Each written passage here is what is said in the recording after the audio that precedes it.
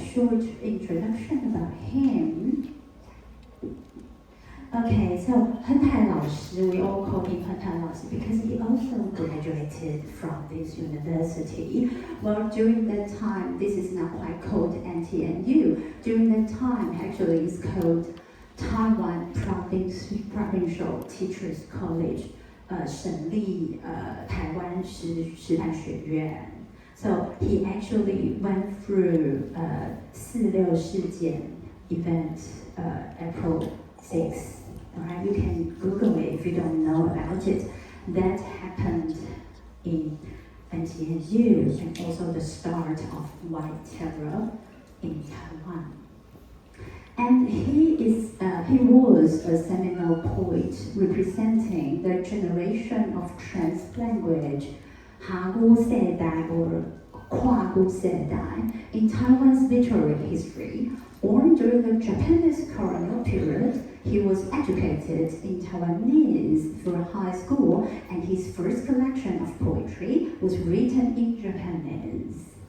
However, later he started to go to the university, while during that time the main language is Mandarin. So he tried very hard and difficultly, tried to rewrite, however, in Mandarin. He successfully overcome the post-war linguistic barrier to transition into writing in Mandarin. His words blend modernism with an avant-garde visuality, offering profound depictions of his subject. Throughout his career, he founded the Yingling Association and also 历史社 Lay Poetry Society. His artistic journey is often described as beginning with critique and then modernism, and also ultimately grounding itself in local identity. 开始陪伴行过现代定位本土. If you want to use one sentence to describe him, I think that would be the best sentence to describe his journey of creation. So he's okay, but because the poem is very short, so we are not going to play the music. Maybe the next one. 好，安尼我就来读这首诗，足地足古锥的一首诗。佚佗更勤，爬见学见，干那一音。Okay, so this poem was written in 1989. That was the year the martial law was lifted and the whole society is yearning for democratization. So he tried to be critical about one-party politics, which is the KMT, who actually dominated Taiwan's politics during that time. And also he was being quite critical about Mandarin policy, 国孤敬且国语政策. During that time, only one language was taught at all the schools. So other languages actually disappeared because of this one language policy. So he used so-called toy piano to try to do the metaphor about one-party system. And that is something I want to share because for me, the year 1989 is the spring of Taiwan democratic history. After that, the whole society is going for democratization. And I think this is quite, this suits today the theme of spring. The first poem I want to read for everybody.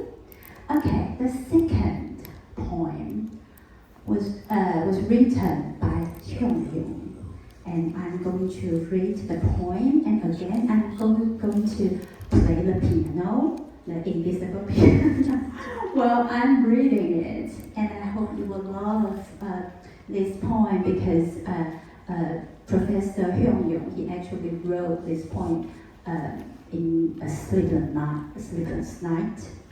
And this is a very beautiful love poem, I would say, and also about a sleepless spring night.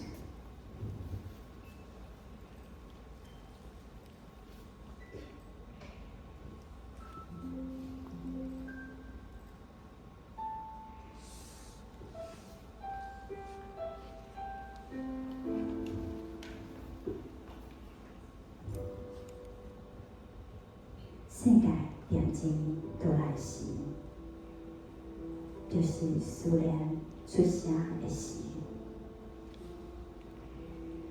窗外风阵阵啊吼，天顶的星闪闪啊闪。世界恬静落来时，我伫醒过来暗暝，想起着你。世界恬静落来时，我伫困袂去的暗暝，想起着你。想起咱牵手行过的小路，花经过地顶照过的残枝，电啊雾雾甲山坡，也有轻声细细的溪水。世界恬静落来时，就是思念出声的时。窗外风阵阵啊吼，天顶的星闪闪啊闪。世界恬静落来时，世界恬静落来时，就是思念出声的时。